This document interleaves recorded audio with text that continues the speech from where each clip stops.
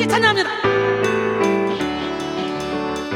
나 주의 믿음 갖고 홀로 걸어도 나 주의 믿음 갖고 실망치 않네. 구름 몰아치고 하늘 덮어도 나 주의 믿음 갖고 실망치 않네.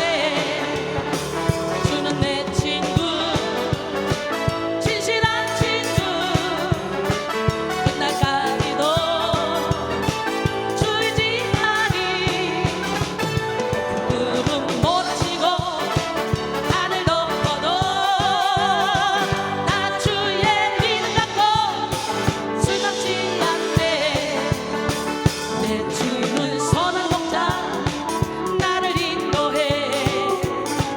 사방의 골짜기로 가질지라도 주께서 나의 길을 인도하시니 나 주를 따라가리 언제까지나. 주는 내 목자 선하신 목자 어딜 가든지 함께하시네. 주님께서 나의 길을 인도하시니 나 주를 따라가리 언제까지나. 나 주의 믿음 갖고 홀로 걸어도 나 주의 믿음 갖고 실망치 않네. 구름 몰아치고 하늘 덮어도 나 주의 믿음 갖고 실망치 않네. 주는 내 친구 진실한 친구 끝날까지도 주의지하니. 구름 몰아치고 하늘 덮어도 나 주의 믿음 갖고 실망치 않네. 주 예수 내 맘에 들어와 계시는 악령된 행실을 끊고 털보다도 험한 털 내 죄가 눈보다 더 희역한데. 주 예수 내 맘에 오시 주 예수 내 맘에 오시 내 맘에 기쁨이 넘치는 주 예수 내 맘에 오시. 살전 5장 11절로 15절 말씀 함께 봅니다. 그러므로 피차 권면하고 서로 대군을 세우기를 너희가 하는 것 같이 하라. 형제들아 우리가 너희에게 구하노니 너희 가운데서 수고하고 주 안에서 너희를 다스리며 권하는 자들을 너희가 알고 그들의 역사로 말미암아 사랑 안에서 가장 귀히 여기며 너희끼리 화목하라. 또 형제들아 너희를 권면하노니 게으른 자들을 권계하며 마음이 약한 자들을 격려하고 힘이 없는 자들을 붙들어주며 모든 사람에게 오래 참으라. 삼가 누가 누구에게든지 악으로 악을 갚지 말게 하고 서로 대하든지 모든 사람을 대하든지 항상 선을 따르라. 할렐루야. 선으로 악을 이기는 우리 모두가 되길 원합니다. 예, 성령과 치유 마지막 시간 6번째 시간 관계의 신유. 예, 관계를 잘 맺어야 돼요. 우리 하나님 멋쟁이 하나님 살아계십니다. 예, 이번 주는 성령과 신유라는 테마로 은혜를 계속 나눴죠. 예, 첫날은 태도의 신유, 둘째 날은 감정의 신유, 셋째 날은 정체성의 신유, 넷째 날은 육체의 신유, 그리고 다섯째 날은 기억의 신유로 우리의 병든 내면을 치유받고 성령의 능력을 체험하는 그런 귀한 시간을 가졌는데요. 오늘은 성령과 신유 마지막 시간 뭐라고 시작? 관계의 신유라는 제목으로 은혜를 나누길 원해요. 명절 끝날 곧 큰 날에 예수께서 서서 외쳐 이르시되 누구든지 목마르거든 내게로 와서 마시라. 나를 믿는 자는 성경의 이름과 같이 그 배에서 생수의 강이 흘러나오리라 그랬어요. 오늘 이 시간에 여러분의 배에서 생수의 강이 흘러나올 수 있기를 바랍니다. 그러기 위해서는 철저히 마음가죽을 찢고 여호와께로 돌아가서 여러분 영혼 안에 있는 깊숙이 숨겨있는 어둠의 영들을 예수 이름으로 몰아내야 되겠죠.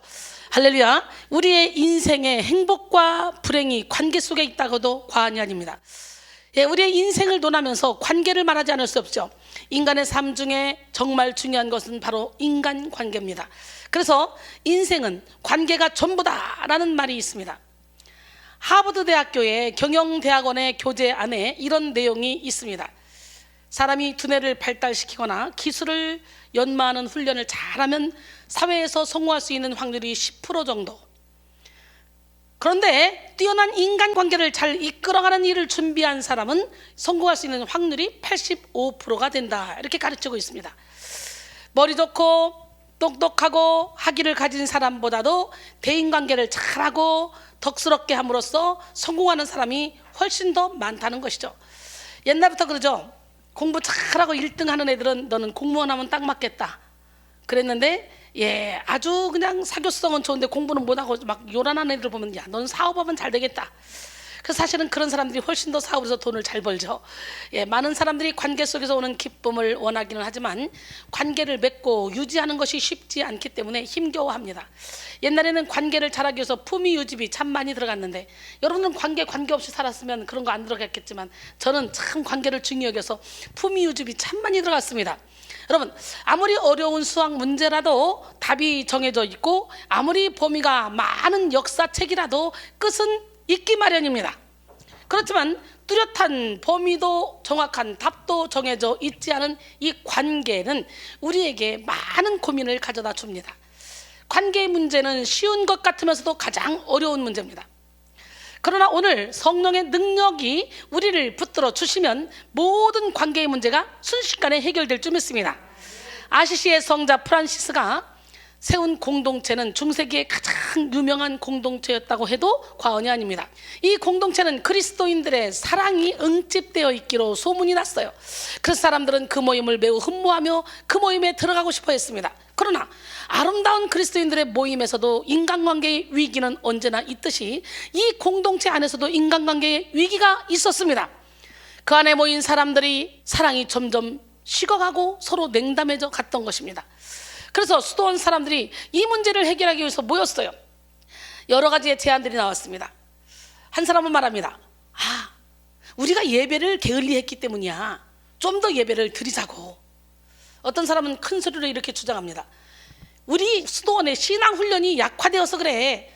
좀 더 강력한 훈련을 시작하자고. 또 다른 사람은 말합니다. 수도원의 규칙을 강화해야만 문제를 해결할 수가 있어요 라고 했습니다. 이런 얘기가 막 오가는 동안 프란시스는 조용히 침묵만을 지키고 있었어요.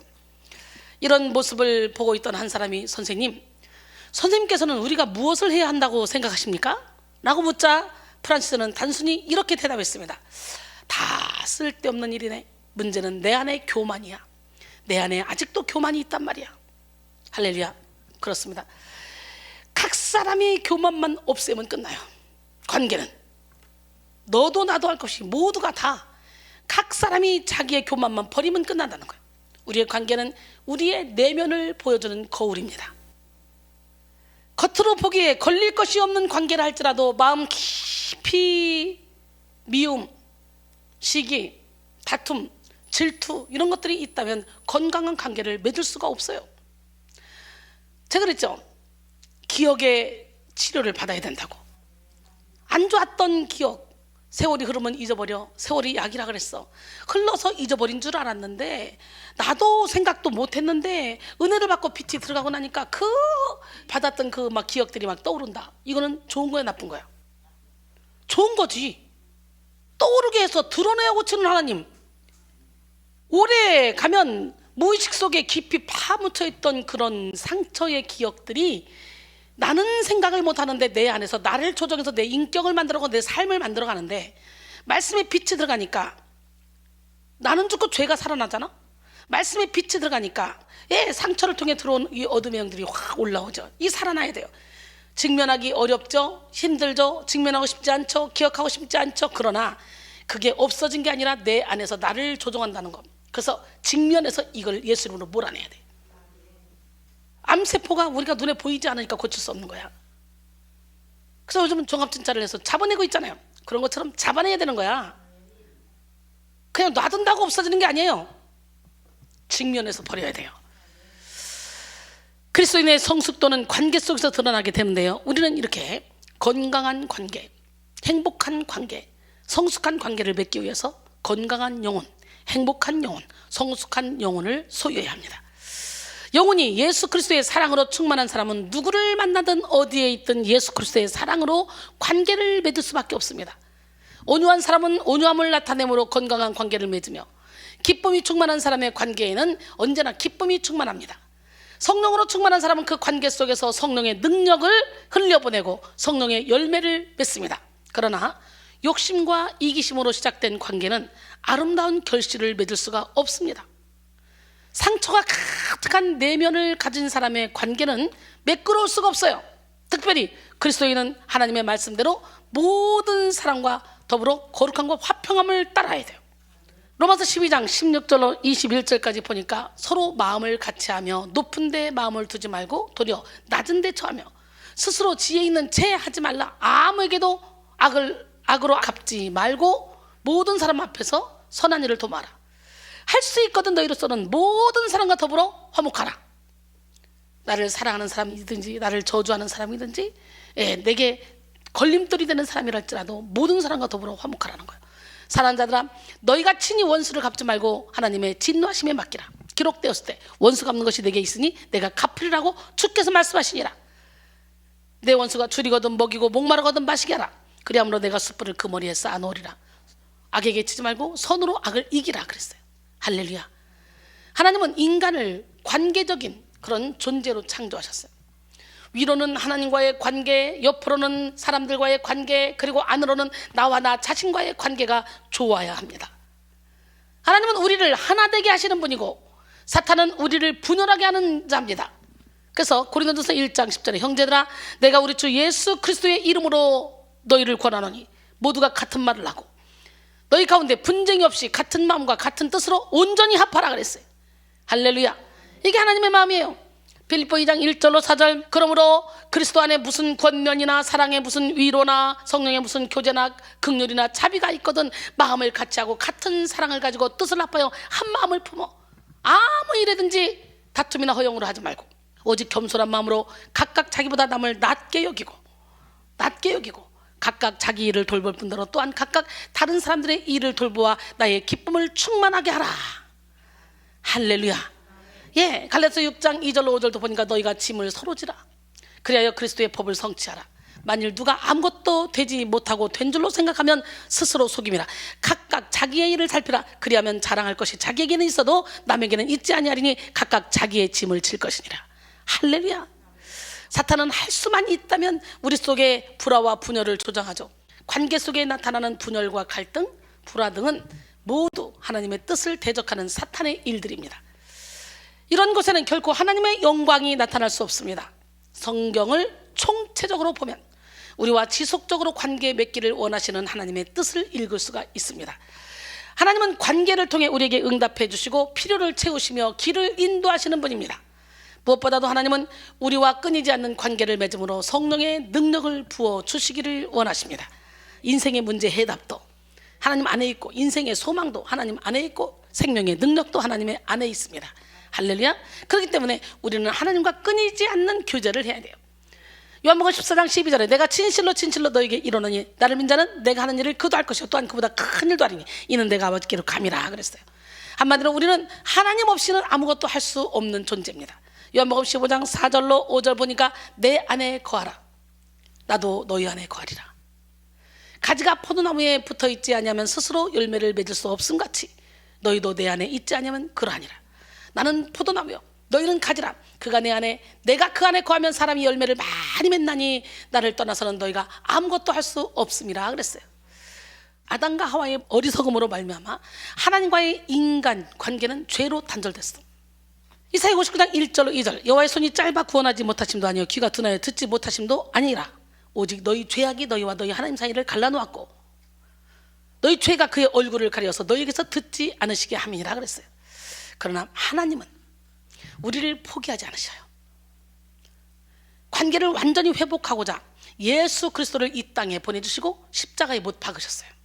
여기서 2장 14절로 16절 그는 우리의 화평이신지라 둘로 하나를 만드사 원수된 것 곧 중간에 막힌 담을 자기 육체로 허시고 법조문으로 된 계명의 율법을 폐하셨으니 이는 이 둘로 자기 안에서 한 세 사람을 지어 화평하게 하시고 또 십자가로 이 둘을 한 몸으로 하나님과 화목하게 하려 하심이라.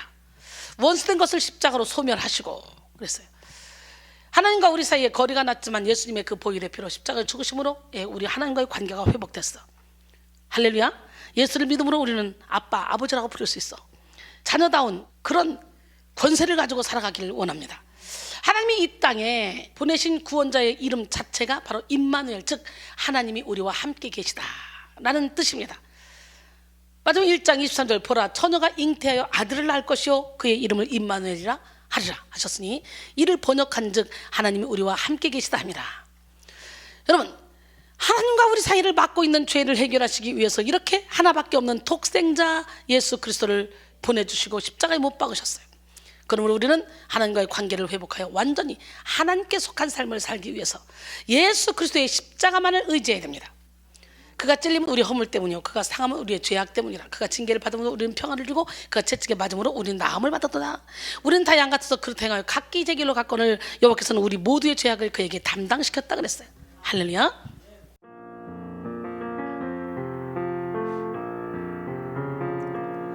그가 찔림은 우리의 허물을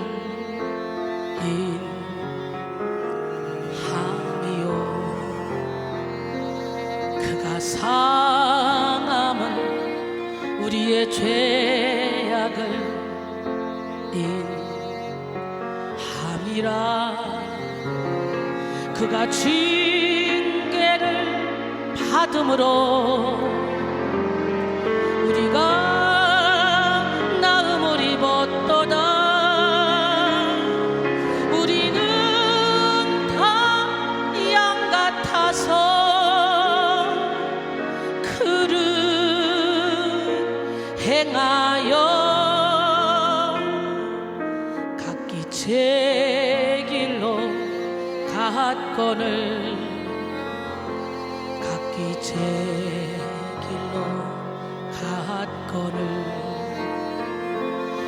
여호와께서 우리의 죄악을 그에게 담당시켰도다. 그가 징계를 받음으로 우리가 나음을 입었도다.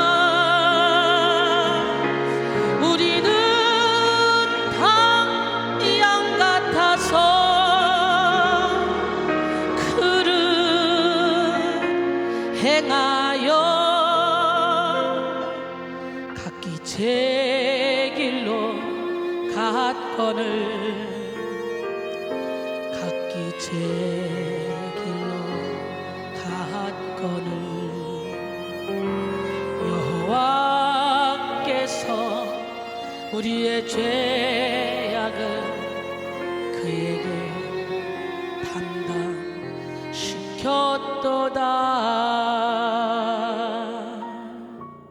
할렐루야. 하나님과 관계를 맺는 것에 그치지 않으시고 하나님 사랑, 이웃 사랑하기를 원하시는 게 하나님의 마음이죠. 우리가 하나님과 관계를 맺으면 당연히 하나님과 이웃을 사랑하게 돼 있어요. 하나님을 진짜 사랑하는 사람은 이웃을 사랑할 수밖에 없어요. 하나님을 뜨겁게 사랑하는 사람은 생명력 있는 관계를 맺을 수밖에 없어요. 하나님은 우리가 이웃과의 관계를 통해 성숙하기 원하시고 이웃과의 관계를 통해 하나님께 영광을 돌려서 많은 사람들이 하나님께로 돌아오게 만드는 축복의 통로가 되기를 원하십니다. 마태복음 5장 14절로 16절 너희는 세상의 빛이라 산 위에 있는 동네가 숨기지 못할 것이요 사람이 등불을 켜서 말 아래 두지 아니하고 등경에 두나니 이러므로 집안 모든 사람에게 빛이니라. 이같이 너희 빛이 사람 앞에 비치게 하여 거들러 너희 착한 행실을 보고 하늘에 계신 너희 아버지께 영광을 돌리게 하라 그랬어요. 성령으로 충만한 사람은 예수님처럼 조건 없는 사랑, 넓은 포용, 한계가 없는 이해심으로 상대방을 사랑하고 품고 이해할 수가 있습니다. 에베소서 4장 31절로 32절 보니까 너희는 모든 악독과 노함과 분냄과 떠드는 것과 비방하는 것을 모든 악의와 함께 버리고 서로 친절하게 하며 불쌍히 여기며 서로 용서하기를 하나님이 그리스도 안에서 너희를 용서하신 것 같이 하라. 하나님은 어떻게 용서하셨어? 당신의 독생자를 십자가에 못 박기까지 사랑하고 용서하셨어. 그렇게 우리도 서로가 용서하고 사랑하래요. 그러면 어떻게 용서하지 못할 사람이 있고 사랑하지 못할 사람이 있겠어요? 여러분, 우리 하나님은 살아계십니다. 용서하지 못하는 건 사단에게 속는 거라고 그래요. 고린도서 2장 10절로 11절 너희가 무슨 일이든지 누구를 용서하면 나도 그리하고 내가 만일 용서한 일이 있으면 용서한 그것은 너희를 위하여 그리스도 앞에서 한 것이니 이는 우리로 사탄에게 속지 않게 하려 함이라. 우리는 그 계책을 알지 못하는 바가 아니로라 그랬어요. 성령의 인도함을 받는 사람은 용서하지 못할 사람이 없습니다. 사랑하지 못할 사람이 없습니다. 품지 못할 사람이 없습니다. 이해하지 못할 사람이 없습니다. 그러기에 진리 안의 자유 가운데 거하게 되는 거예요. 여러분이 맺고 있는 관계의 열매는 어떻습니까? 조건적이고 정죄하는 마음으로 상대방을 바라보며 상대방의 허점만 보고 계시지는 않습니까? 그렇다면 여러분은 지금 병든 관계를 맺고 있는 것입니다. 인간의 노력으로 맺는 관계는 병들 수밖에 없어요. 죄인된 인간은 누군가에게 참 생명과 참 소망 그리고 참 기쁨을 줄 수 있는 존재가 아닙니다. 그러나 죄인된 나의 자아를 십자가에 완전히 못을 박아버리고 성령에게 장악되는 순간 성령의 참 능력이 우리의 병든 관계를 치료합니다. 성령의 능력은 우리가 맺고 있는 관계 속에 생기를 불어넣고 참 기쁨을 주며 참 소망을 줍니다. 관계의 주인이 오직 하나님이 되시기 때문이죠. 그러므로 그리스도인은 오직 하나님께 뿌리를 내리고 성령을 기반한 관계를 맺어야 됩니다. 랄프 카이퍼는 그의 책 성경대로 생각하라에서 다음과 같이 말했습니다. 그리스도인은 그리스도께 배워야 한다. 그러려면 먼저 그리스도께 순복해야 한다. 산상수훈에서 주님은 하나님의 뜻대로 살려면 하나님의 말씀을 알아야 한다고 다시 한번 강조한다. 주님은 탐욕과 이기심을 부르는 물질만 우선하는 우리에게 경고하신다. 불량 벽돌로는 건물을 세울 수 없다. 구성원이 병들었다면 더 나은 사회를 만들기 어렵다. 우리는 사람들과 좋은 관계를 맺기 전에 하나님과 바른 관계를 맺어야 한다 라고 했어요. 하나님이 없는 관계는 단언컨대 병든 관계라고 말할 수가 있습니다. 하나님이 없는 인간은 죄의 인도를 받아서 어마어마한 욕심, 집착, 병든 사랑, 이기심, 독한 마음으로 관계를 맺을 수밖에 없어요. 그러기에 좋을 때는 좋은 것 같지만 결국은 독한 마음으로 관계를 맺게 돼 있어. 왜? 우리는 마귀의 자녀로 태어났잖아. 우리는 본질상 진노의 자녀였잖아. 그러기에 하나님이 없는 관계는 아름다운 관계가 맺힐 수 없어요. 그러니까 보세요. 이 세상 사람들이 너 아니면 죽겠다, 결혼해주지 않으면 나 자살하겠다, 차라리 너 없이 사는 것보다는 난 죽는 게 낫겠다, 쇼를 하잖아. 별쇼를 다 해. 그러나 결혼해서 바람피지 않는 남자가 없다고 말할 정도로 몇 년도 살지 않고는 딴짓하는 게 그게 인간이잖아요. 무서운 세상이에요. 세상은. 우리 하나님, 멋쟁이 하나님, 기적의 하나님 살아계신데 오늘 우리는 오로지 하나님 안에서 관계를 이루어야 돼. 그러기에 우리는 항상 뭐 해야 돼? 성령의 인도함을 받아야 돼. 로마서 8장 13절로 14절 너희가 육신대로 살면 반드시 죽을 것이로되 영으로서 몸의 행실을 죽이면 살리니 무릇 하나님의 영으로 인도함을 받는 사람은 곧 하나님의 아들이라 그랬어요. 우리 하나님의 영으로 인도함을 받읍시다. 이 시간 병든 관계의 모습을 살펴보고 우리의 모습을 돌아보기 원합니다. 병든 관계는 자기만 드러나는 관계입니다. 타고르는 사람의 가치는 타인과의 관계로서만 측정될 수 있다. 사람에겐 사람이 필요하다라고 말했는데요. 관계에 있어서 가장 중요한 것은 소통과 공감이라고 할 수 있죠. 과학적으로 증명된 연구들에 의하면 대인관계의 핵심은 바로 공감 능력이라고 합니다. 공감 능력은 상대방이 무엇을 원하는지, 어떤 감정 상태인지, 무엇을 하는지를 제대로 아는 것입니다. 사람들은 공감 능력이 높은 사람을 따르고 싶어하고 난이도가 높은 일이라 할지라도 기꺼이 그와 함께하고 싶어합니다. 그러나 공감 능력이 없는 사람은 관계 속에서도 늘 자기 자신만 주장하고 상대방의 마음을 읽지를 못합니다. 그러니까 사인을 보내도 사인을 받지 못해요. 늘 자기 이야기, 자기 생각, 자기 마음, 자기 문제를 털어놓고 자기 고집만 내세울 뿐입니다. 전화를 했으면 뭔가 용건이 있어 전화를 했을 거 아니야. 근데 전화를 한 사람의 말을 들을 생각 안 하고 이쪽에서 먼저 따다다다다다다 그 전화 끊어요. 그런 사람들이 몇 명 있어요. 며칠 전에도 그런 일이 있더라고. 그래서 내가 너 뭐냐? 전화를 했으면 그 사람이 말하게 놔두지. 아, 문자로 와 있었기 때문에 어쩌고저쩌고 막 그러더라. 근데요, 공감 능력을 가져야 돼. 전화를 했으면 항상 등등기를 먼저 열어놓고 그리고 말을 해야 돼. 근데 더 큰 문제는 이런 사람들이 스스로 관계를 아주 잘 맺고 있다고 생각한다는 거지. 상대방은 나에게 전혀 소통하지 못한다고 말하는데 그리고 상대방은 전혀 저 사람은 공감이 안 된다고 말하는데 나 혼자만 잘 공감하고 있다고 착각하는 사람 참 많습니다. 그러나 실상은 내 방식대로 상대방이 따라주기를 원하고 내 취향대로 맞춰주기를 원하는 이 교만이 상대방의 마음을 답답하게 합니다. 심리학 용어 가운데 소박한 실제론이라는 말이 있는데요, 이는 자신의 주관적 경험과 객관적 현실 사이에는 어떤 왜곡도 없다고 믿는 경향성을 말합니다. 그래서 사람들은요, 자신이 옳다고 여기는 것에 대해서 다른 사람들도 같은 생각을 가질 것이라고 이렇게 오해를 하죠. 많은 경우에 있어서 우리는 다른 사람의 생각을 바꾸려 시도하고 다른 사람들의 행동을 교정시키려는 시도를 얼마나 많이 하고 있는지 모릅니다.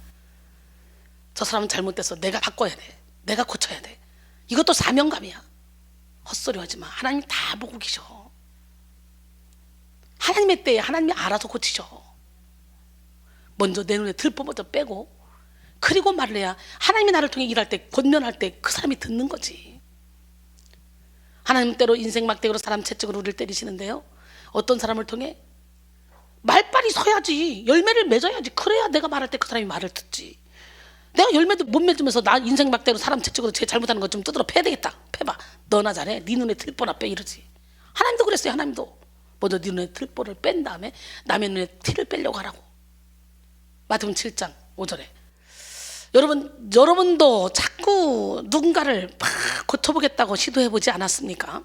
이런 시도가 뜻대로 되지 않으면 자칫 서로의 감정에 상처만 남깁니다.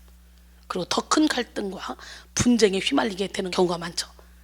우리가 스스로 빠지기 쉬운 이 함정 중에 하나가 바로 자기만 옳다는 것입니다. 우리는 내가 옳다는 교만과 관계를 맺고 있는 상대가 나를 따라줘야 한다는 고집스러운 마음을 예수 이름으로 다 버려야 됩니다.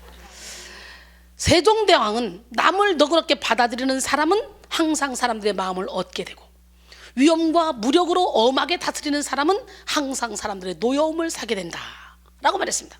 그러므로 우리는 좁은 마음과 좁은 생각으로 상대방을 노엽게 해서는 안 됩니다. 이 시간 마음을 넓힙시다. 할렐루야. 그 다음에 두 번째, 병든 관계는 이해타산적인 관계입니다. 무슨 관계?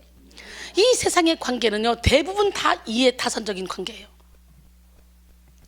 관계를 맺음으로써 오는 유익을 계산하고 별 유익이 없는 관계는 끊어버립니다. 요즘은 인간관계를 못 맺는 시대가 아니라 안 맺는 시대라고 합니다. 인간관계를 유지하려고 하다 보니까 시간도 물질도 체력도 낭비된다는 생각에 아예 관계를 포기해버리게 되는 것이죠. 현대 젊은이들은요, 약속 없는 주말이 설레인데요, 약속 없는 주말이 혼밥, 혼자 밥 먹는 거, 혼영, 혼자 영화 보는 것, 이런 것들이 세상에서 제일 편해. 혼밥, 혼영이 제일 편해. 새로운 인간관계는 피곤해 등의 인식을 가지고 살아간다 그래요. 그래서 예전에는 인맥이 넓은 마당발 인맥 왕들이 대세였지만 요즘에는 인맥 거지를 자처하는 인맥 다이어트에 돌입한 사람들이 많이 있다 그래요. 인맥 거지, 인맥 다이어트. 이제 사람들은 많은 사람과 알고 지내기보다는 나와 마음이 맞는 사람하고만 관계를 맺습니다. 나와 맞지 않는 사람을 상대하지 않으면 그만이라고 생각하는 거예요. 그래서 관계로부터 오는 스트레스나 책임을 회피하고 싶어 합니다. 관계를 통해서 나에게 조금의 피해라도 주어진다면 그 관계를 유지할 이유가 사라지게 되는 것이죠. 이뿐만이 아닙니다. 상당히 계산적이고 이기적인 사람들은 사회생활을 하면서도 자기에게 오는 이익과 피해만을 생각할 뿐 자신의 행동에 의해서 다른 사람이 피해를 입게 되는 것은 생각하지도 않습니다. 요즘 오피스 빌런이라는 새로운 말이 등장했어요.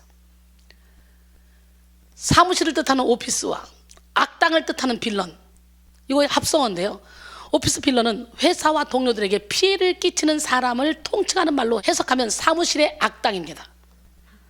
많고 많은 오피스 빌런의 유형이 있는데 그 중에 최악의 오피스 빌런은 책임 회피형이라고 그래요. 책임을 회피하는 방법은 몇 가지가 있지만 크게 두 가지로 나누어 볼 수가 있는데요, 하나는 단순히 책임에서 벗어나는 일이고 다른 하나는 남에게 책임을 뒤집어 씌우는 것입니다. 책임에서 벗어나는 대표적인 수법은 변명과 핑계입니다. 이런저런 이유로 어쩔 수 없었다는 이유를 들어놓으며 책임의 무게를 조금이라도 덜어내려 하는 것이죠. 책임에서 완전히 벗어나지 못하더라도 조금이라도 책임을 덜 지겠다는 생각에서 나온 이 옹졸하고 치사한 전략입니다. 세 번째, 병든 관계는 성장을 이루지 못하는 관계. 하나님은 우리의 인생에 수많은 관계를 허락하시는데요, 우리가 관계를 맺고 그리고 서로의 모습 속에서 예수 그리스도를 보기를 원하시는 게 우리 하나님의 마음이죠. 하나님과 관계를 맺고 또한 상대방의 장점을 보고 따라가며 상대방의 단점은 보완해주는 역할로서 우리를 서로 만나게 하셨습니다. 성령의 능력으로 내면의 강건함을 덧입었던 사도 바울은 자신 있게 뭐라고 말해요? 너희는 나를 본받는 자가 되라고 외칩니다. 원래 이런 사람이 아니었잖아요. 자기 속에 두 마음이 있어. 선을 행하고 싶으나 선을 행할 수 없는 자기를 바라보며 탄식했던 사람 아니에요. 오라 나는 곤고한 사람이로다. 누가 나를 이 사망의 몸에서 건져내랴 탄식했던 사람. 근데 고린도전서 11장 1절에 보니까 내가 그리스도를 본받는 자가 된 것 같이 너희는 나를 본받는 자가 되라. 고린도전서 4장 16절도 보니까 그러므로 내가 너희에게 권하노니 너희는 나를 본받는 자가 되라. 할렐루야. 그는 성숙한 영혼으로 변화된 후 해산의 고통을 마다하지 않으며 실로 많은 영혼들을 주님 앞으로 인도하며 세우는 일에 쓰임받았습니다. 오늘 여러분 모두가 다 많은 영혼을 주님 앞으로 인도하며 그들을 세우는 일에 쓰임받는 기적의 주인공들이 되기로 합니다. 그래서 사도 바울은 어느 순간까지 갔냐? 갈라디아서 4장 19절에 자녀들아 너희 속에 그리스도의 형상을 이루기까지 다시 너희를 위하여 해산하는 수고를 하노니 할렐루야. 이를 해산하는 수고를 할 정도까지 그는 성숙한 영혼으로 변화한 후에 이렇게 해산의 고통을 마다하지 않고 실로 많은 영혼들을 주님께로 인도한 축복의 통로로 쓰임받은 능력의 종입니다. 디모데후서 4장 6절로 8절 사도 바울이 말년에 뭐라고 말하냐? 전제와 같이 내가 벌써 부어지고 나의 떠날 시각이 가까웠도다. 나는 선한 싸움을 싸우고 나의 달려갈 길을 마치고 믿음을 지켰으니 이제 후로는 나를 위하여 의의 면류관이 예비되었으므로 주 곧 의로우신 재판장이 그날에 내게 주실 것이며 내게만 아니라 주의 나타나심을 사모하는 모든 자에게도니라. 할렐루야. 그러나 병든 내면을 가진 사람은 관계 속에서 성장을 이루는 것이 아니라 오히려 서로의 영혼에 상처를 주며 끊임없는 갈등만 만들어냅니다. 갈등은 보통 사람들 간의 생각과 입장이 다르므로 인간관계에서 생기는 위기 상황이라고 정의됩니다. 그래서 갈등이란 단어의 어원을 살펴보면 동양에서는 칡나무 갈자와 등나무 등자를 합해 갈등이란 단어를 조합해내었습니다. 이는 넝쿨과에 속하는 두 나무 중 전자는 시계 반대 방향으로 그리고 후자는 시계 방향으로 감아 올라가는 성질을 관찰하여 둘이 한 장소에서 자랄 경우 얽히고 설키는 모양에서 서로 복잡하게 꼬여있는 인간관계를 이러한 단어로 표현한 거예요. 시계 방향으로 하나는 시계 반대 방향으로 이 얽히는 것. 하나님은 나와 함께 있는 그 사람과 비교하며 경쟁하라고 하신 것이 아닙니다. 서로의 장점을 부각시키고 단점을 보완할 수 있는 존재로서 우리를 만나게 하셨습니다. 심리학자 에릭 번은 한 사람의 마음에는 세 가지 자아 상태가 있다고 말했어요. 다른 사람을 돌봐주거나 훈계하는 부모 자아 상태. 무슨 상태? 부모 자아 상태. 또 현실적인 자기의 지위나 상황에 맞게 하는 어른 자아 상태. 누구의 간섭도 받지 않고 자유롭게 마음대로 하던가 어른의 말에 순종하려는 어린이 자아 상태. 여러분은 어떤 자아 상태를 갖고 있습니까?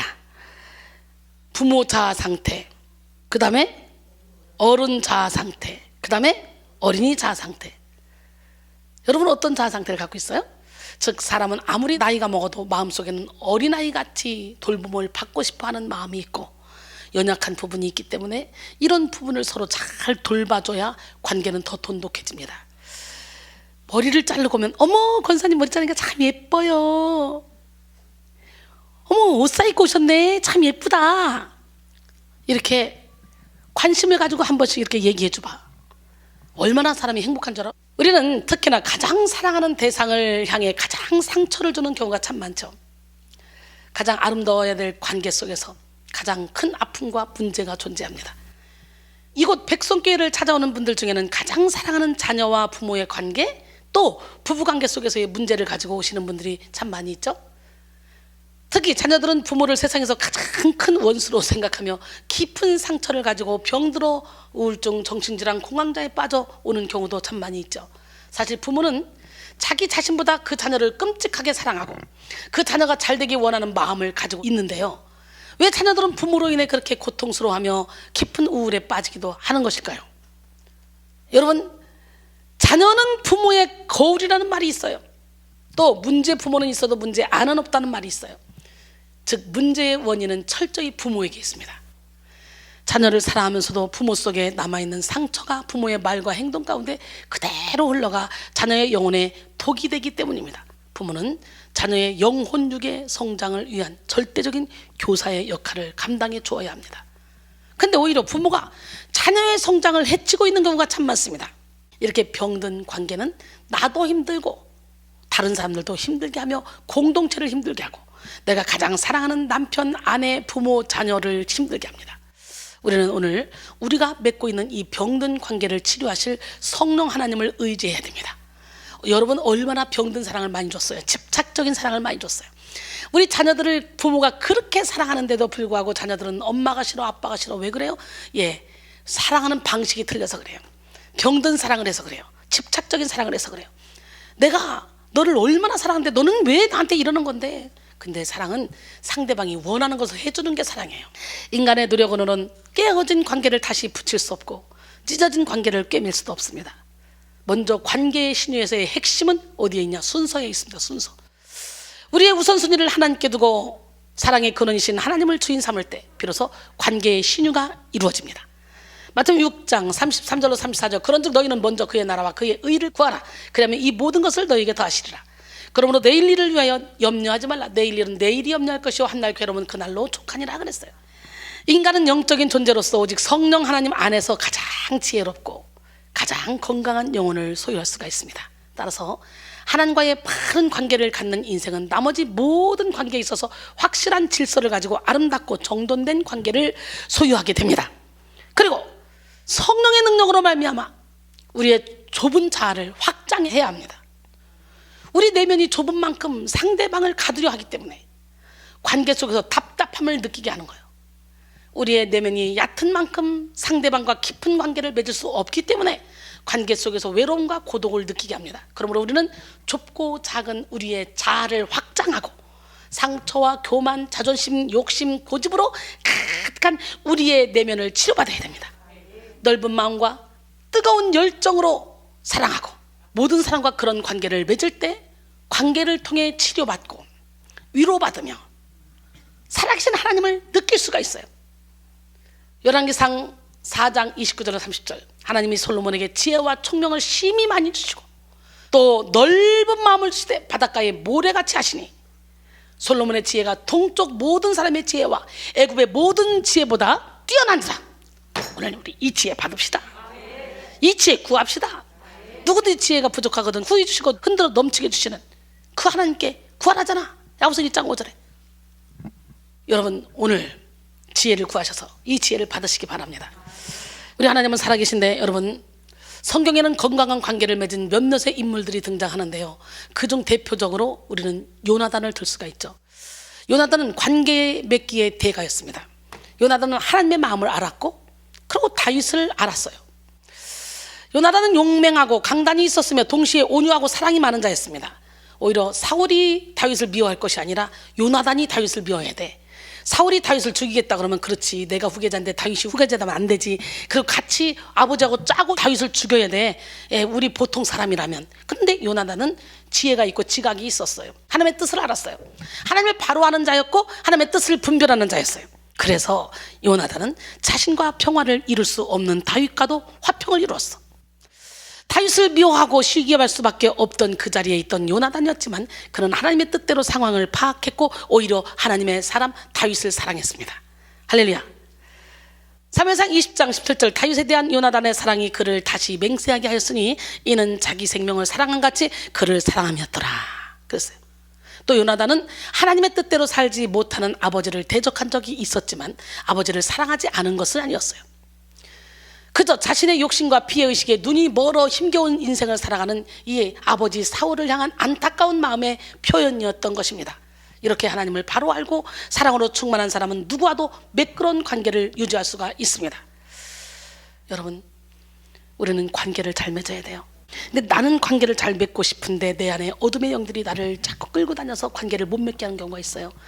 상처는 또 하나의 법이 돼서 나를 끌고 다닌다는 거지. 그래서 우리가 상처 치유를 받아야 돼. 오늘 우리는 우리에게 주시는 하나님의 말씀을 통해 관계에 대해 바로 알고 건강한 관계를 맺어야 할 줄 믿습니다. 오늘 본문은 바울이 데살로니가 교인들에게 하는 권면의 말씀이에요. 데살로니가 교회는 믿음, 사랑, 소망으로 철저하게 무장한 그런 교회였습니다. 데살로니가 교인들은 신앙이 아주 좋았어요. 그들의 신앙은 예수 그리스도의 복음에 깊이 뿌리박고 있었고, 무엇보다 성령의 능력과 성령이 주시는 믿음의 확신을 갖고 있었습니다. 사도 바울이 전한 복음 위에 성령의 기름 부음이 있으면서 교회가 크게 성장한 것입니다. 데살로니가는 당시의 다른 상업 중심지들처럼 여러 나라에서 온 여러 인종들이 모여 살았던 곳이었습니다. 그러다 보니 사회, 문화, 종교, 정치적인 갈등이 많을 수밖에 없었죠. 그곳에 바울의 3개월 동안의 선교로 인해 데살로니가 교회가 세워졌습니다. 그러나 데살로니가 교회가 세워지기까지 수많은 어려움이 있었어요. 이 교회는 설립 초기부터 유대인들의 핍박을 받았고, 바울과 함께한 시작이 고작 3개월 뿐이었기 때문에 깊은 가르침을 받지 못한 상태였습니다. 또 어쩔 수 없이 떠난 바울에 대해 여러 가지 의심과 오해를 할 수도 있는 그런 상황이었어요. 그러나 바울은 데살로니가 교회에 수시로 편지하며 교인들과의 관계를 깊이 맺어갔습니다. 순수했던 데살로니가 교회 교인들도 바울의 가르침대로 성장해 주었어요. 그리고 믿는 자들에게 본이 되는 교회, 각처의 소문난 교회로 자라갔어요. 지금 우리 대구 백성교회가 그러고 있네. 제가 자주 가지 못하고 1년 해봤자 총 합쳐서 20일도 못 가. 일주일에 한 번씩 가지만 외국 가는 날이 1년이면 몇 달이고, 또 컨퍼런스하고 다니엘 기도회하고 뭐 행사 있을 때는 아예 못 가잖아. 그런데도 불구하고 이들이 믿음이 아주 단단하고, 코로나 때문에 몇 달 동안 예배를 못 드렸는데도 요즘 저녁마다 모여서 예배 드리면서 다 사회적 거리를 지키면서 예배를 드리면서, 세상에 스승의 날이라고 그분들이 쫙 앉아서 찬양하는데 얼마나 든든해 보여요. 데살로니가 교회는 각기 다른 사람들이 모인 공동체지만 성령의 능력을 받고 그들의 내면에 성령 충만함을 입어서 잘 성장하고 있는 교회였습니다. 그들은 숱한 어려움 속에서도 서로를 의지하며 이끌어주는 관계를 맺었습니다. 그런데 데살로니가 교인들에게 바울은 멈추지 말고 성장하라고 말하며 관계를 어떻게 유지해야 하는지 세밀하게 말씀하고 있습니다. 전도서 4장 9절로 12절, 두 사람이 한 사람보다 나으면 그들이 수고함으로 좋은 상을 얻을 것입니다. 혹시 그들이 넘어지면 하나가 그 동물을 붙들어 일으키려니와 홀로 있어 넘어지고 붙들어 일으킬 자가 없는 자에게는 화가 있으리라. 또 두 사람이 함께 놓으면 따뜻하거니와 한 사람이면 어찌 따뜻하랴. 한 사람이면 패하겠거니와 두 사람이면 맞설 수 있나니 세 겹줄은 쉽게 끊어지지 아니하느니라. 할렐루야. 오늘 본문에 기록된 사도 바울의 권면을 통해 하나님이 원하시는 건강한 관계를 맺는 비결을 알아보도록 하겠습니다. 건강한 관계의 비결은 주어진 관계에 책임을 다하는 거예요. 이기적인 사람의 특징, 바로 그 특징이 뭐냐? 항상 문제의 원인을 남 탓으로 돌린다는 거예요. 이마누엘 칸트는 인간이란 책임 능력이다 라고 말했는데요, 바른 인간관계를 위해 아주 중요한 법칙이 바로 책임의 법칙입니다. 누군가를 사랑한다는 것은 그 상대에 대해서 책임지겠다는 의미입니다. 책임을 감당하는 능력은 오직 사랑에서 나옵니다. 또한 사랑의 극치는 희생이라고 할 수 있는데요, 누군가에 대해 희생할 마음을 갖는 것이 바로 책임을 대신 지는 것입니다. 만남에 대한 책임은 하늘에 있고 관계에 대한 책임은 사람에게 있다라는 말이 있어요. 건강한 관계는 저절로 만들어지는 것이 아니에요. 서로 노력하며 책임을 다할 때 좋은 관계를 유지할 수 있습니다. 사랑의 반대말은 미움이 아니라 무관심이라는 말이 있잖아요. 사랑이 없는 곳에 무관심이 있고 무책임이 있을 수밖에 없습니다. 그러나 반대로 전심을 다하여 관심을 주고 책임을 다하는 것은 사랑을 전제로 합니다. 사랑하면 행동이 따르고 그에 따른 책임을 감수하는 것이 진정한 사랑입니다. 특별히 그리스도인은 예수 그리스도의 사랑으로 충만함을 입어 하나님의 손과 발이 되어야만 합니다. 그래서 사랑의 손길과 사랑의 눈빛으로 팍 사랑이 흘러나와야 돼. 성령의 기름 부음이, 성령의 빛이 여러분 안에 계신 주님으로부터 흘러나와야 돼. 그러려면 철저히 나는 죽고 예수로 살아야 돼. 내가 그리스도와 함께 십자가에 못 박혔나니 그런즉 이제는 내가 사는 것이 아니오 오직 내 안에 그리스도께서 사신 것이라. 이제 내가 육체 가운데 사는 것은 나를 사랑하사 나를 위하여 자기 자신을 버리신 하나님 아들을 믿는 믿음 안에서 사는 것이라 그랬어요. 오늘 사랑의 손길, 사랑의 눈빛으로 많은 영혼을 살리는 축복의 통로가 되기를 원합니다. 요한일서 2장 9절로 11절, 빛 가운데 있다 하면서 그 형제를 미워하는 자는 지금까지 어둠에 있는 자요, 그 형제를 사랑한 자는 빛 가운데 거하여 자기 속에 꺼리낌이 없으나 그 형제를 미워한 자는 어둠에 있고 또 어둠에 행하며 갈 곳을 알지 못하나니 이는 그 어둠이 그의 눈을 멀게 하였습니다. 나의 사랑 어여쁜 자야, 일어나 함께 가자. 예, 우리 주님이 말씀하신 것처럼 우리는 서로 손을 잡고 함께 가야 돼요. 우리가 가야 될 그 길은 어디야? 오직 주님 가신 그 길, 영원한 길, 하나님이 계신 길. 나의 사랑 어여쁜 자야, 일어나 함께 가자 할 때 어떻게 가야 돼? 주님의 사랑이 나를 강권할 때 저절로 주님과 함께 가는 역사가 일어나고, 또 그럴 때 우리를 통해 많은 영혼들을 살릴 줄 믿습니다. 봐요, 요한일서 2장 9절로 11절 보니까 빛 가운데 있다면서 형제를 사랑하지 않는 자는 어둠 가운데 있대요. 그래서 눈을 멀게 해서 갈 바를 알지 못한대요.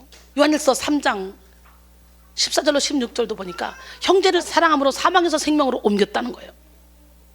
아직까지 여러분 안에 시기와 질투가 있어? 다툼이 있어? 그렇다면 그거는 세상으로부터 온 거야, 육신으로부터 온 거야, 그건 귀신으로부터 온 거야, 하나님께로부터 온 것이 아니야. 오늘 시기와 다툼, 질투를 다 내려놓고 정말 이웃사랑을 실천하는 기적의 주인공이 다 되기를 원합니다. 하나님이 살아계신 거 믿으십니까? 나는 아무것도 아니지만 나를 통해 일하시는 하나님은 멋쟁이 하나님이라는 이 고백을 여러분이 입술로 할 수 있어야 돼요. 내게 능력 주시는 자 안에서 나는 뭐든지 할 수 있습니다, 라는 고백을 할 수 있어야 된다고. 아멘. 이 시간 예수님의 사랑으로 가득 채워서 하나님 사랑, 이웃 사랑을 실천하는 기적의 주인공들이 되기를 원합니다. 예, 에베소 3장 16절로 19절, 그의 영광의 풍성함을 따라 그의 성령으로 말미암아 너희 속사람을 능력으로 강건하게 하시며 믿음으로 말미암아 그리스도께서 너희 마음에 계시게 하셨고 너희가 사랑 가운데서 뿌리가 박히고 터가 굳어져서 능히 모든 성도와 함께 지식에 넘치는 그리스도의 사랑을 알고 그 너비와 길이와 높이와 깊이가 어떠함을 깨달아 하나님의 모든 충만하신 것으로 너희에게 충만하게 하시기를 구하노라 그랬어요. 예수님의 그 사랑의 너비와 길이와 높이와 깊이를 깨달아 사랑으로 관계를 맺으면 우리는 행복한 관계를 맺을 수 있게 될 줄 믿습니다. 예, 어떤 관계보다도 영혼들을 주님께로 인도해야 돼요. 이런 관계를 맺기 위해서 우리는 철저히 예수 그리스도의 사랑을 품어야 돼. 할렐루야. 일어나 함께 가자. 우리 주님의 음성을 듣기를 원합니다.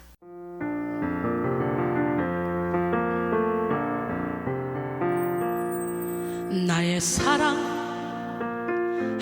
사람아, 나의 사랑 어여쁜 자여,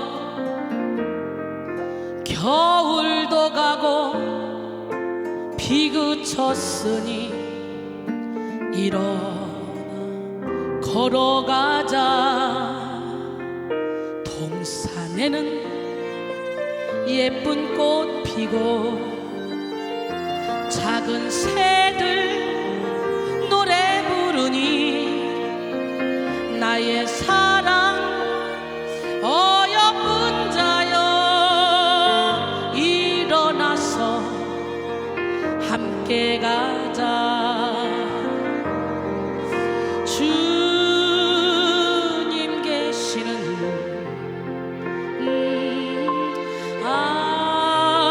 아름다운 곳, 루루루루루,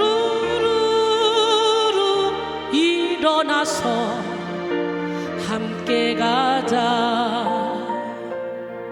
우리 모두 주님 안에서 사랑으로 맺은 형제니 고난이 오고 시험 닥쳐도 손잡고 함께 가자.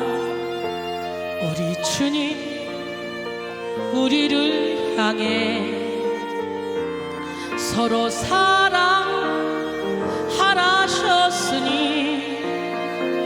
우리 서로 사랑하며 손을 잡고 함께 가자. 돌아갈 거야. 주님 계신 곳, 루루루루루,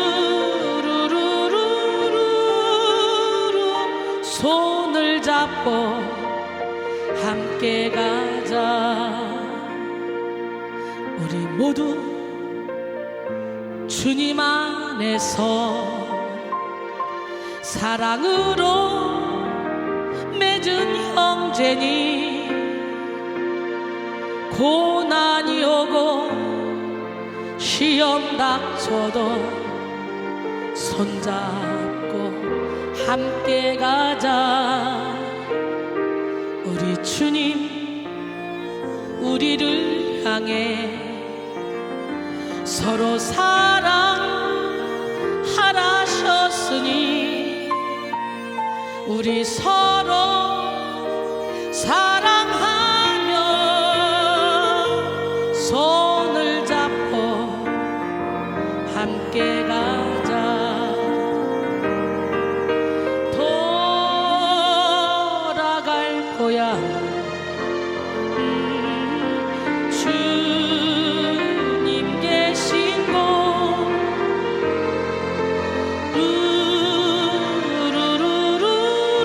루루루루루루 손을 잡고 함께 가자. 아멘. 손을 잡고 우리가 돌아갈 고향 주님 계신 곳으로 함께 갑시다. 하나님 안에서 관계를 맺고 있는 성도들은 각자 은혜를 받고 독단적으로 살아갈 존재들이 아닙니다. 하나님과 깊은 관계를 맺고 있는 성도들일수록 그 관계에 대한 책임을 다하게 됩니다. 사도행전 1장 8절에 오직 성령이 너희에게 임하시면 너희가 권능을 받고 예루살렘과 온 유대와 사마리아와 땅끝까지 이르러 내 증인 되리라 그랬잖아요. 우리는 증인의 역할을 감당할 책임이 있습니다. 책임감의 사전적인 뜻은 자기가 맡아서 해야 하는 임무나 의무를 중요하게 여기는 것이라고 정의가 되어 있습니다. 좀 더 정확하게 말하면 자기가 하는 행동이나 습관을 적절한 시기에 함으로써 다른 사람들이 믿고 기대할 수 있는 것이라고 확대 해석할 수가 있는데요. 일상생활에서 우리 주변을 둘러보면 정말 책임감이 강한 사람이 있는 반면에 책임감이 아주 없는 사람도 있고 또 책임감이 아주 약한 사람도 있죠. 여러분은 어떻습니까? 미 해군 사관학교 출신이며 성공을 위한 멘토로 유명한 데니스 웨이트리는 책임감에 대해서 다음과 같이 정리했습니다. 인생에는 두 가지의 선택이 주어진다.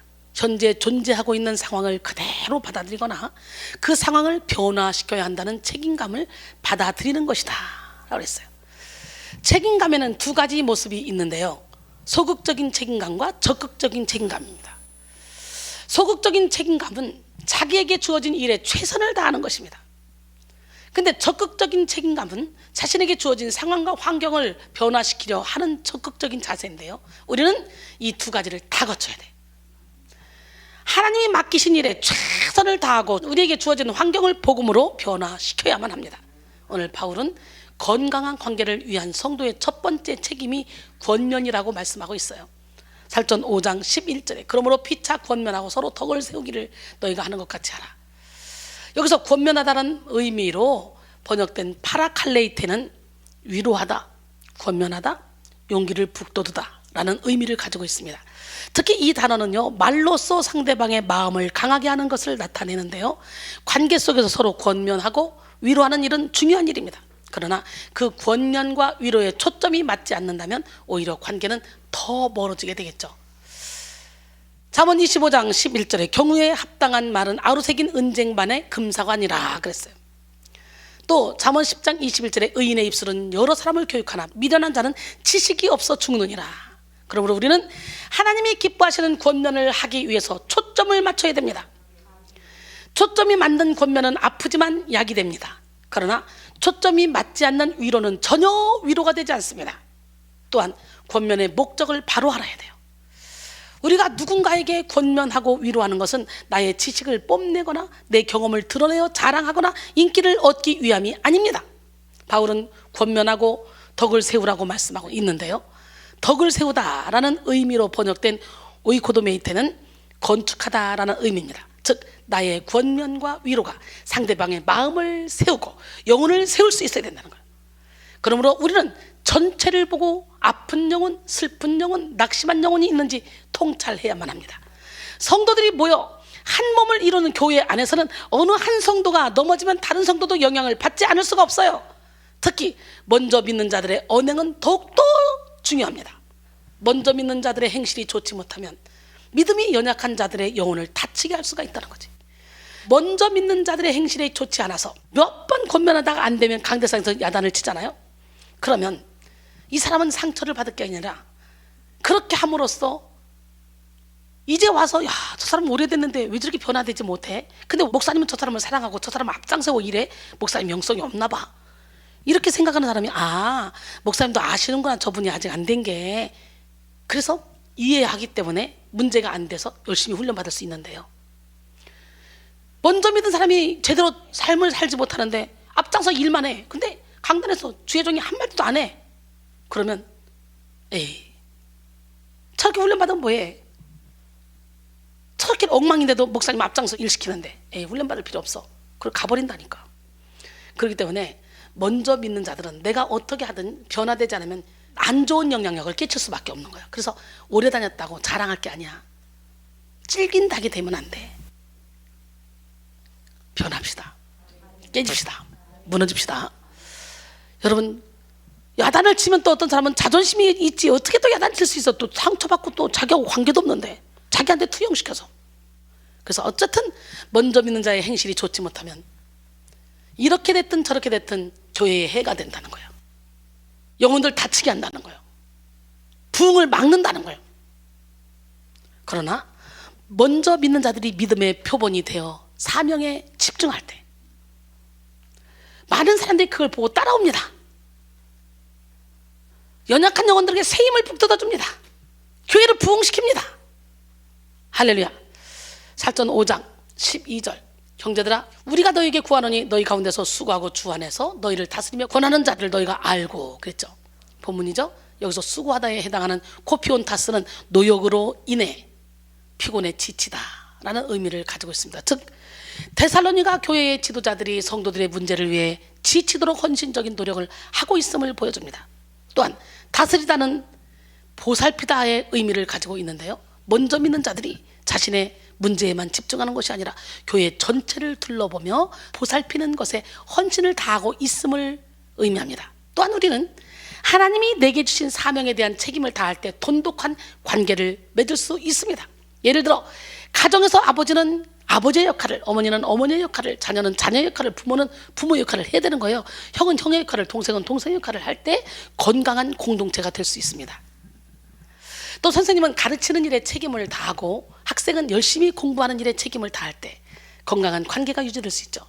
목사는 또 열심히 성도들의 영혼을 케어하는 일, 말씀을 전하는 데 최선을 다하고 성도들은 또 그 말씀을 잘 먹고 소화해서 말씀대로 살려고 노력할 때 관계를 잘 유지할 수가 있는 거 아닙니까? 이렇게 목사님들은 성도들과의 관계를 잘 맺어야 돼요. 건강한 관계를 맺는 우리 모두가 되길 원합니다. 사실 우리 백성교회는 365일의 예배가 드려지기 때문에 시간적으로는 가정에서 많은 역할을 다 감당하지 못하고 관계에 많이 쏟지 못할 때가 있습니다. 그런데 예배를 통해 하나님이 통찰력을 주시고 하나님이 지혜를 주셔서 아주 짧은 시간 가족과 만나도 가정에서, 사업장에서, 부모 자식의 관계 속에서 더 빛을 발하게 하십니다. 그래서 가정이 회복되는 것을 우리 모두가 체험하고 있잖아요. 오히려 시간이 많아서 가족과 같이 함께 있을 때는 맨날 지지고 볶고 싸우고 맨날 이랬는데 오히려 그 시간을 빼서 하나님께 드리면서 내가 지혜를 구했더니 하나님이 나와 함께 하시니까 내 그 모난 성품이 부드러워지고 또 병든 사랑이 아니라 진짜 사랑을 할 수 있는 그런 능력을 받으니까 짧은 시간 가족과 함께해도 짧은 시간 안에 거기서 최고의 행복을 누릴 수 있는 거 아니에요. 봐요. 제가 이렇게 하나님께 전적으로 드려지면서 이 가족이 같이 만나서 밥 먹고 같이 만나 있을 시간이 거의 없는데 어저께 같이 이렇게 있으니까 나도 행복했지만 그걸 보는 성도들이 그렇게 행복했다 그래요. 그 행복 매일 있으면 지지보고 싸우는 것보다 또한 예배를 드림으로 우선순위를 하나님께 둘 때 가정을 묶고 있고 관계를 묶고 있는 어둠이 떠나가는 역사도 체험하고 있습니다. 그러므로 성도는 먼저 하나님과의 관계에 우선순위를 두어야 돼요. 그럴 때 하나님은 관계를 멋지게 끌고 갈 수 있는 그런 새 힘을 허락하십니다. 우리는 교회에서뿐만 아니라 직장에서, 학교에서, 가정에서, 사업장에서, 책임을 다하고 나와 관계를 맺고 있는 사람의 이 속사람이 병들어 있지는 않은지 살펴봐야 돼요. 속사람. 또한 나에게 미운 말을 던지고 혈기를 내며 오해하고 모함하는 상대를 마냥 책망할 것이 아니라 부모의 마음을 가지고 내면의 아픔을 읽어주고 위로해주는 그런 기적의 주인공이 되어야 될 줄로 믿습니다. 할렐루야. 베드로전서 2장 19절로 20절 보면은 부당하게 고난을 받아도 하나님을 생각함으로 슬픔을 참으면 이는 아름다우나 죄가 있어 매를 맞고 참으면 무슨 칭찬이 있으려. 그러나 선을 행함으로 고난을 받고 참으면 이는 하나님 앞에 아름다우니라 그랬어요. 건강한 관계의 비결 첫 번째를 지금 대지를 지금까지 했어요. 제가요. 주어진 관계에 책임을 다하는 것. 할렐루야. 두 번째 건강한 관계의 비결은 서로 존중하며 때를 기다려주는 것입니다. 내면이 성숙한 사람은 건강한 관계를 맺게 됩니다. 성숙한 사람은 자기 가치감을 알기 때문에 상대방도 가치 있게 여기며 존귀히 여깁니다. 그러므로 우리는 성령의 충만함을 입고 자기 가치감을 알아야 돼요. 예수의 사랑으로 충만하여 자기 가치감이 높은 사람은 넉넉한 마음으로 다른 사람의 가치도 발견할 수가 있는 것입니다. 그러나 우리 내면이 병들어 있으면요, 내 코가 석자야. 결코 성숙한 관계를 맺을 수 없어요. 작가 캐런 R 퀘닝은 착한 여자가 왜 살찔까라는 책에서 이 문제에 대한 설득력 있는 의견을 제시했는데요. 그녀는 착한 여자라는 정의를 다른 사람의 인정에 굶주려 있는 버려진 내면의 아이라고 말했어요. 다른 사람의 인정에 굶주려 있는 버려진 내면의 아이. 자기 스스로를 사랑하지 못하니 늘 사랑에 굶주려 있고 타인의 인정을 받아야만 사랑받는다고 생각하는 것입니다. 따라서 타인의 의견을 거절하지 못하고 싫은 소리를 하지 못하며 자신이 모든 문제를 끌어안으려고 합니다.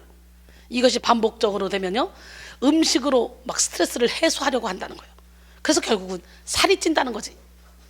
그러므로 우리는 먼저 우리 스스로를 존중히 여겨야 됩니다. 그리고 상대방을 존중해야 돼요. 여러분, 우리가 관계를 맺다 보면요, 내가 원하는 만큼 상대방이 따라주지 않을 때도 있고 내가 상대방의 뜻을 헤아리지 못해서 문제가 생길 때도 있습니다. 나의 타이밍과 상대방의 타이밍이 맞지 않을 때가 참 많죠. 각자 성격이 다르고 개성이 다른 사람들이 만난 공동체는 끊임없이 갈등이 발생하기 마련입니다. 관계 속에서 서로의 다름이 부각될 때 나는 맞고 네가 틀리다 라는 생각에 빠지는 순간 갈등을 피할 수가 없게 돼요. 서로의 다름이 부각될 때 우리는 먼저 네가 옳다라고 말할 수 있는 겸손이 있어야 됩니다. 라고 좀 틀려도 그래, 네 말이 옳아. 그런데 있잖아, 내 생각은 이것도 괜찮은 것 같아. 이렇게 말하면 되는데, 아니 그거 틀려. 이게 맞아. 이게 아니라 네 말도 옳은데 내 생각은 또 이런데. 이런 대화 기법을 한번 써보세요. 여러분, 그럴 때 하나님은 화목한 관계를 허락하십니다. 우리가 건강한 관계를 맺기 위해서는 서로가 다르고 이해할 수 없는 모습이 보인다 할지라도 먼저 사랑 안에서 존중해야 합니다. 살전 5장 13절로 14절 그들의 역사로 말미암아 사랑 안에서 가장 귀히 여기며 너희끼리 화목하라. 또 형제들아, 너희를 권면하노니 게으른 자들을 권계하며 마음이 약한 자들을 격려하고 힘이 없는 자들을 붙들어주며 모든 사람에게 오래 참으라. 할렐루야. 오늘 본문 말씀이죠. 귀히 여기며, 이걸 의역하면 상상을 초월할 만큼 엄청나고 대단하게 여기라는 의미를 가지고 있어요. 할 수 있는 최고의 대우로 상대방을 존중하라는 거예요. 그리고 이런 존중에는 반드시 사랑이 동반되어야 합니다.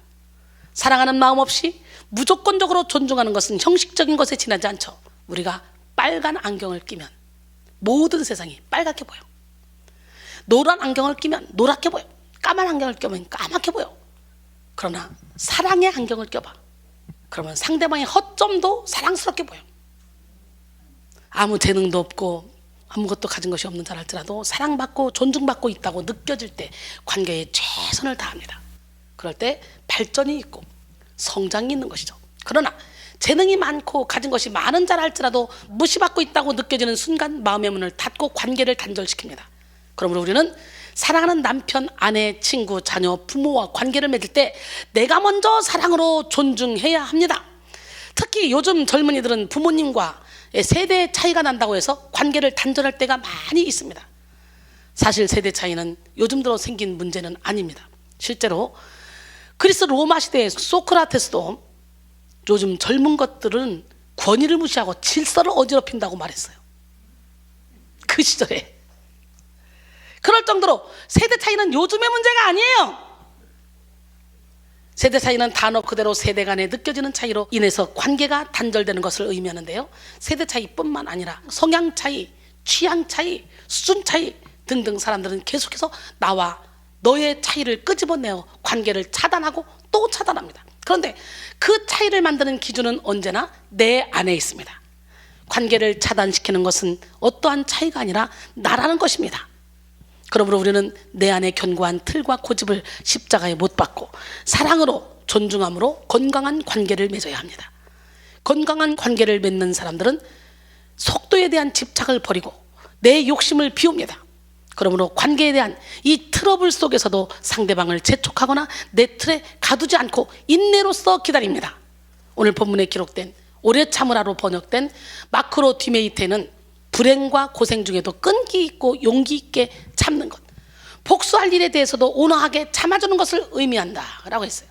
상대방으로부터 오는 피해가 있다고 할지라도 기꺼이 감수하며 상대방에게 받은 상처를 되갚아주는 것이 아니라 상대방이 깨닫고 돌아올 때까지 기꺼이 참아줄 수 있어야 한다는 것이죠.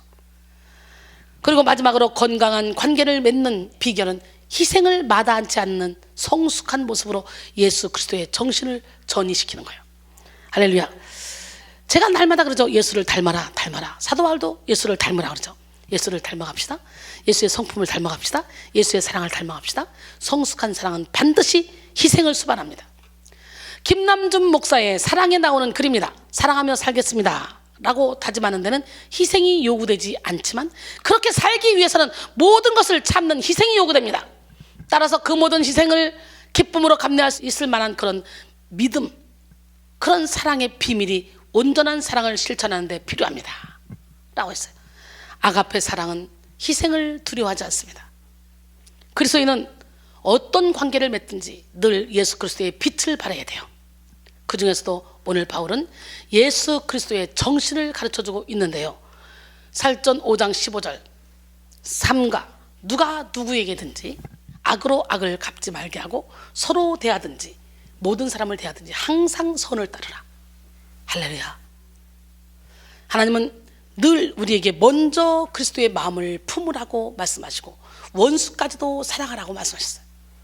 마태복음 5장 39절로 44절, 나는 너희에게 이르노니 악한 자를 대적하지 말라. 누구든지 내 오른뺨을 치거든 왼편도 돌려대며 또 너를 고발하여 속옷을 가지고자 하는 자에게 겉옷까지 가지게 하며 또 누구든지 너를 억지로 오리를 가게 하거든 그 사람과 심리를 동행하고 내게 구하는 자에게 주며 내게 꾸고자 하는 자에게 거절하지 말라.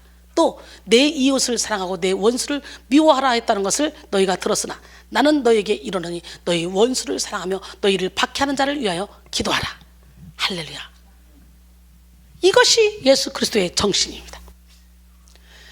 데살로니가 교인들은 신앙을 지키기 위해서 동족들로부터 극심한 핍박을 받아야 했습니다. 그들은 이유 없는 고난을 받았기에 인간적인 방법으로 복수를 생각할 수도 있었고 신앙을 포기할 수도 있었습니다. 그러나 데살로니가 교인들은 예수 그리스도의 방법으로 보복이 아닌 사랑을 선택했어요. 할렐루야. 하나님은 우리가 예수 그리스도의 정신으로 관계 맺기를 원하십니다. 예수 그리스도는 희생도 마다하지 않고 조건 없는 사랑으로 우리를 사랑하십니다. 우리 또한 예수님처럼 관계 속에서 더 많이 희생하고 더 많이 양보하고 조건 없는 사랑으로 사랑하는 지혜로운 성도가 되셔서 하늘의 상급을 받기를 원합니다. 인도네시아에 있는 자바섬에 한 여자 선교사가 있었어요. 그 선교사는 그곳에서 심한 향수병을 앓고 있었습니다. 외딴 섬에서 고독하게 선교하는 것을 알아주는 사람도 하나도 없고 눈에 띄는 선교 열매가 보이지도 않자 더욱더 고향에 가고 싶어졌습니다. 향수병에서 벗어나지 못하고 고생하는 그녀의 눈에 성냥갑 하나가 눈에 띄었습니다. 그것은 그녀가 자바섬에 올 때 고국에서 가지고 온 것이었어요. 성냥갑이 꼭 자기와 같은 모습인 것처럼 느끼며 그녀는 무심코 성냥갑을 붙들고 중얼거렸습니다. 오오 성냥갑아, 너는 이렇게 멀리 본국을 떠나 무엇하러 여기까지 왔니? 그때 성냥갑은 이렇게 말하는 것 같았어요. 느꼈어. 나는 불을 켜기 위해 아득히 멀리서 왔습니다. 그러나 나의 임무가 끝나면 나는 곧 버려지고 말지요. 하지만 그것으로 내 임무는 완성된 것입니다. 이렇게 말하는 것 같이 느꼈어요.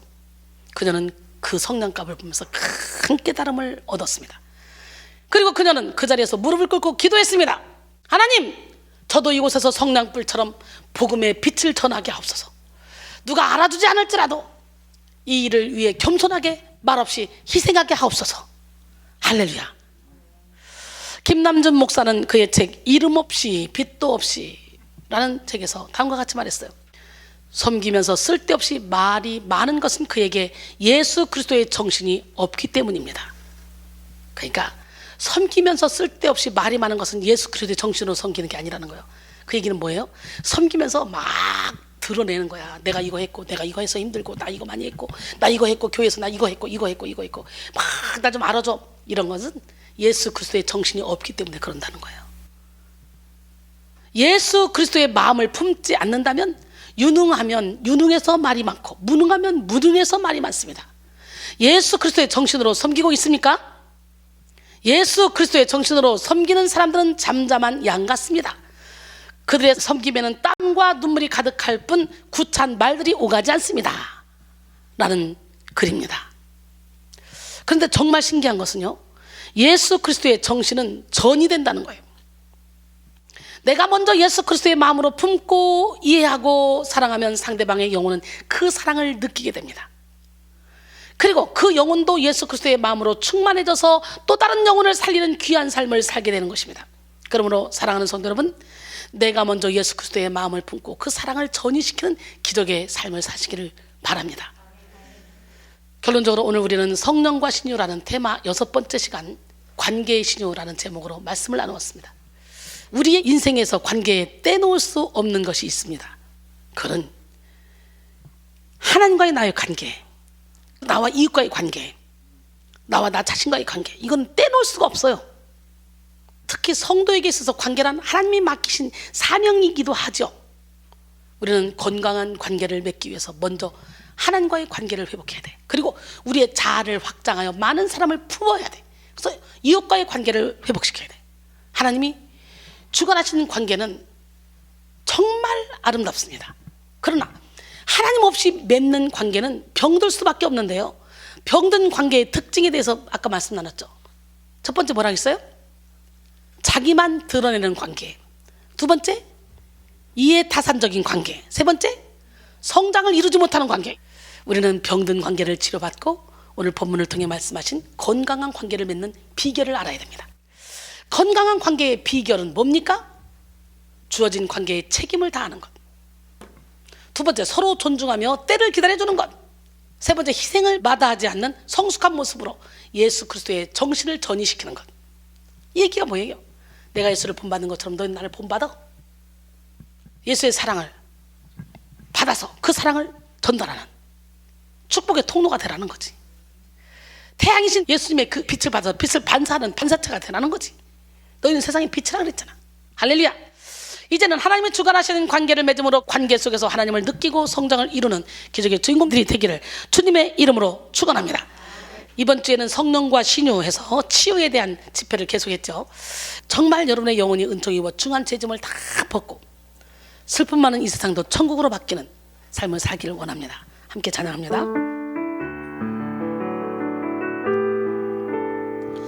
내 영혼이 은총 입어 중한 죄짐 벗고 보니 슬픔 많은 이 세상도 천국으로 화도다. 할렐루야 찬양하세. 내 모든 죄 사함받고 주 예수와 동행하니 그 어디나 하늘나라 주의 얼굴 뵙기 전에 멀리 뵈던 하늘나라 내 맘속에 이루어지니 날로 날로 가깝도다. 할렐루야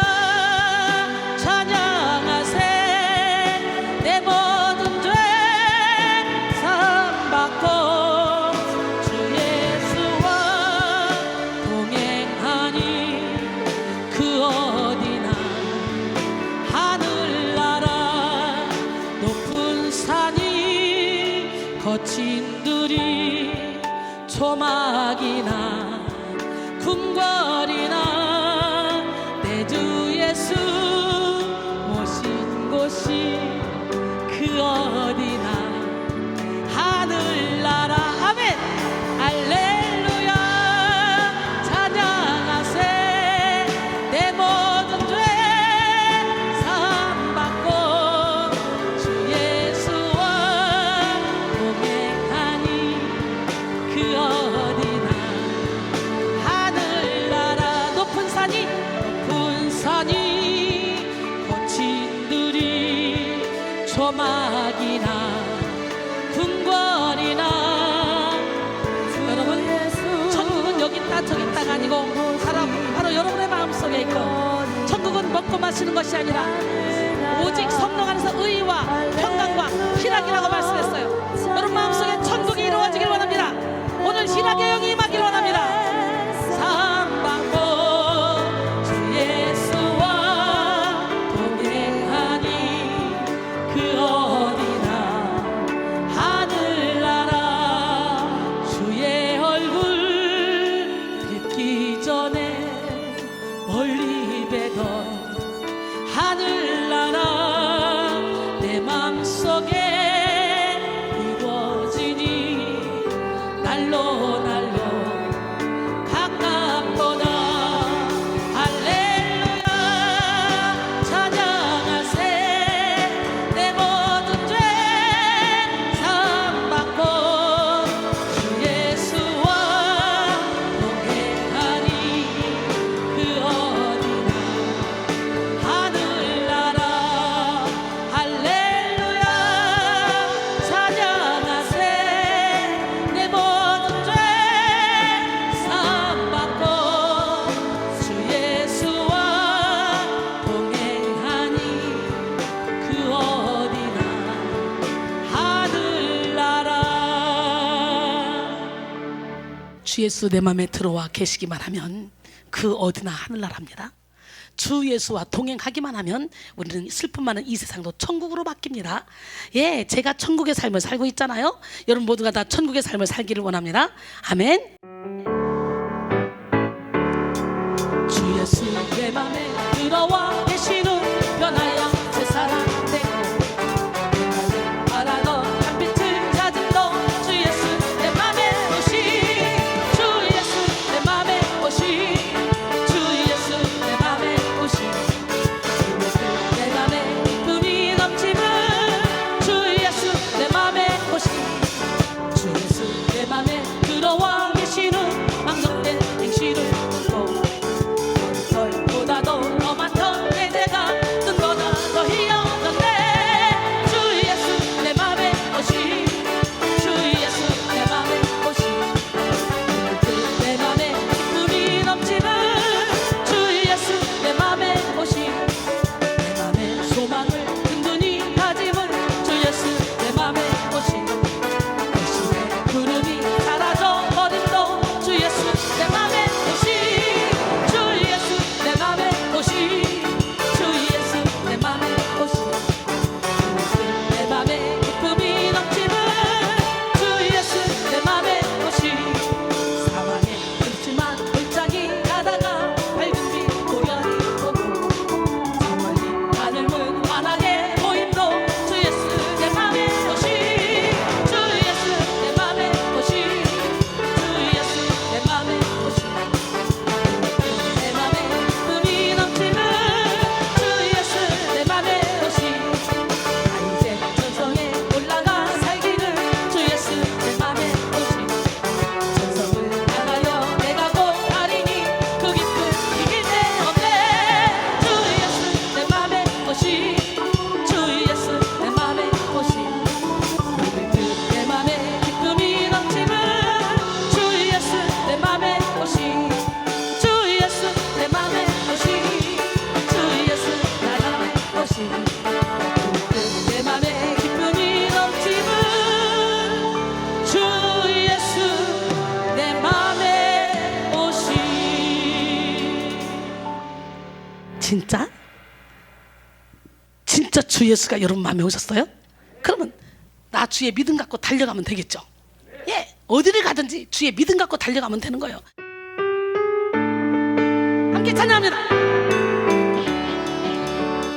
나 주의 믿음 갖고 홀로 걸어도 나 주의 믿음 갖고 실망치 않네. 구름 몰아치고 하늘 덮어도 나 주의 믿음 갖고 실망치 않네. 주는 내 친구 진실한 친구 끝날까지도 주의지하니.